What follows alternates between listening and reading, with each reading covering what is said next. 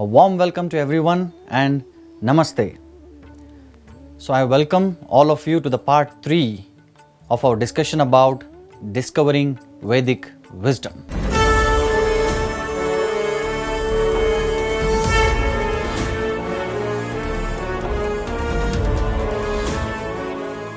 So in the last session, we were discussing about how the topmost country in the world, the highly advanced country in the world, that is America, and how is the situation and what is the status of people in that country. So we discussed how, in spite of having highly developed comfort facilities, still Americans are dissatisfied, full of anxiety, stressed, depressed, and so on. So this is because technological advancement is nothing but doing the same thing, that is eating, sleeping, mating and defending in a sophisticated way. So our discussion was how human beings are better than animals. That is what our discussion. So now, what makes human being superior to animals is a question. Just think about it. So the Mahabharata very beautifully describes what is the difference between human beings and animals. So Mahabharata says, Ahara nidra bhayamaitunam cha samanyametat pashubir naranam dharmo hitesham adhiko vishesho dharme nahina pashubhis samanaha. So beautiful verse, simple Sanskrit. So let us go word by word. It says, Ahara, eating, food, nidra, sleeping, bhaya, defending, you get fearful and you defend yourself, bhaya, and maituna, so reproduction, the process of reproduction. So ahara, nidra, bhaya, maitunam cha, samanya metad, meaning which is similar, samanya metad, pashubir naranam. Pashu means animals and nara means human beings. So this ahara, nidra, bhaya, maitunam, eating, sleeping, mating and defending, these 4 activities are common for both human beings and animals. Then in the last session we were discussing how some animals and birds, they are much better than us in some activities. So if these 4 things are common between animals and human beings, then what is so special about human beings? And we human beings, we always claim that we are special, we are superior than animals. Why and how are we superior to animals is the question. So Mahabharata explains and answers this question. It says, Dharmo hi tesham adhiko vishesho.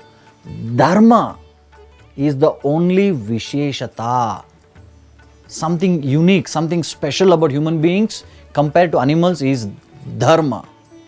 Dharmo hi tesham adhiko vishesho dharmena hina pashubir samanam. And if there is no dharma, then human beings are nothing but animals. Pashubir samanam. Because animals do not know what is dharma. And animals cannot follow dharma. Animals can do only 4 things: eating, sleeping, mating and defending, and nothing else. That's why we call it as, technically they work on their instinct. Whatever there is a push from inside, they do that. As human beings, we have sense control and animals do not have sense control. Like for example, it is said in the scriptures, on Ekadashi day, we have to fast. And even if somebody offers us some good food, better food, we say, no, I don't want to eat, I want to fast.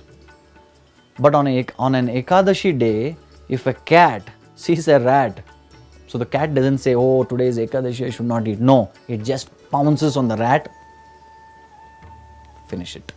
Ahara nidra bhaya maitunam cha samanya metad pashubir naranam dharmo hi tesham adhiko vishesho dharmena hina pashubir samanam. Hope you got the meaning of this verse. Now, the point here is, what is that dharma then? We said dharma is the only special.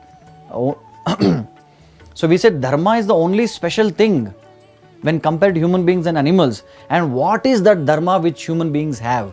And that is the power to inquire. So animals can inquire only about eating, sleeping, mating and defending, nothing else. But human beings can inquire about eating, sleeping, mating and defending, no doubt about it, but something beyond. What is that? Human beings have capacity, have intelligence to think, to inquire about what is life, what is death, and what is beyond life and death.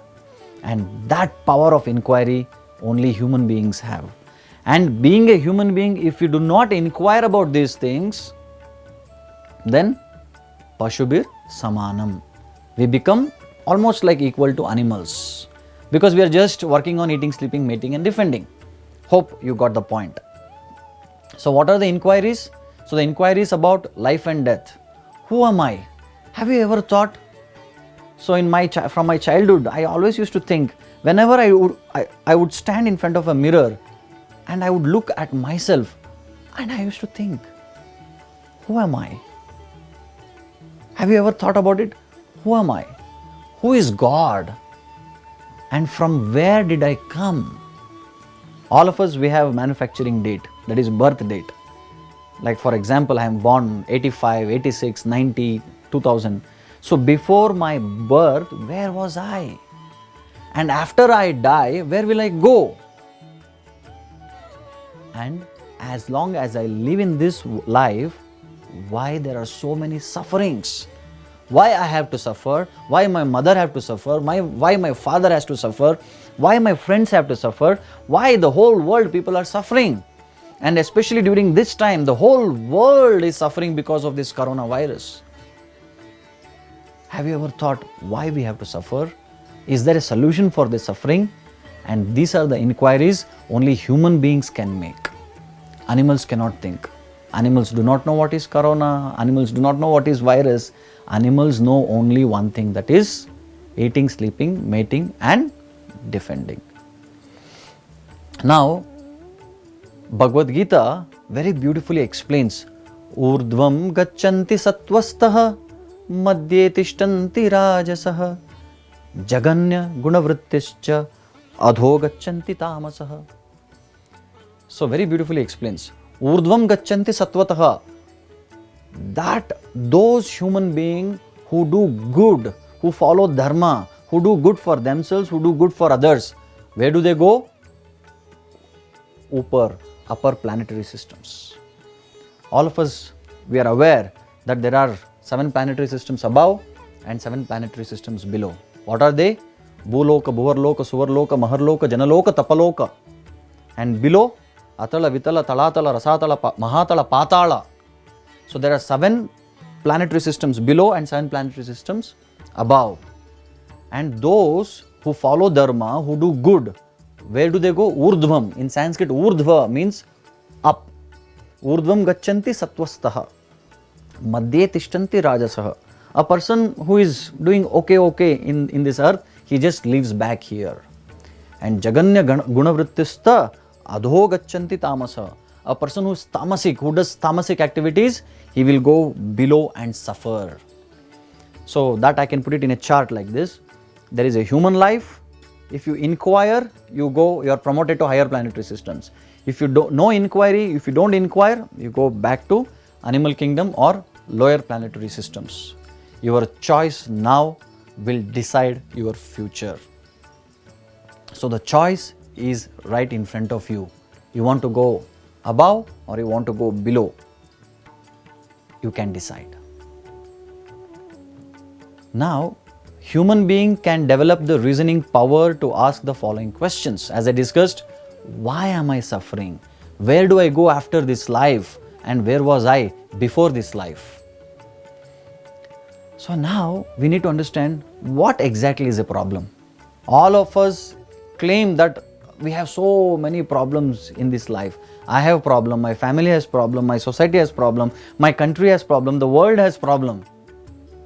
So before we say what is a problem, before we say that we have a problem, we should know what exactly is a problem. So whenever we say problem, it should satisfy 3 criteria. So problem means it should satisfy three criteria. What are the problems? What are the three criteria? Number one, it should be common to all. Number two, nobody wants it. And number three, nobody can avoid it. Then it is a problem. Whenever we ask in a public forum, what is a problem in this world? And people say, food is a problem. Really? Will that food satisfy these three criteria? Is it common to all? No. Food problem is not common to all. Only few people are suffering from the food problem. Then that is not actually problem. Then what else is a problem? Then somebody say money is a problem. Poverty is a problem. Oh really? Is it common to all? No, it is not common to all. Then we cannot consider that as a problem. Then intelligence or foolishness is a problem. Oh really? Is it common to all? Is everyone foolish? No, that also doesn't fit under these three criteria. Then what is a problem? Can you think and tell me some problem which can satisfy all these three criteria? I'll give you time. Please think about it. Think and tell me a problem which satisfies all these three criteria. Are you able to guess? Did you get it? Yes. So the scripture explains Janma, Mrityu, Jara, Vyadi, Dukkha, Doshanu Darshanam. So scriptures tell us there are four things, four problems which actually fit in all these three criteria.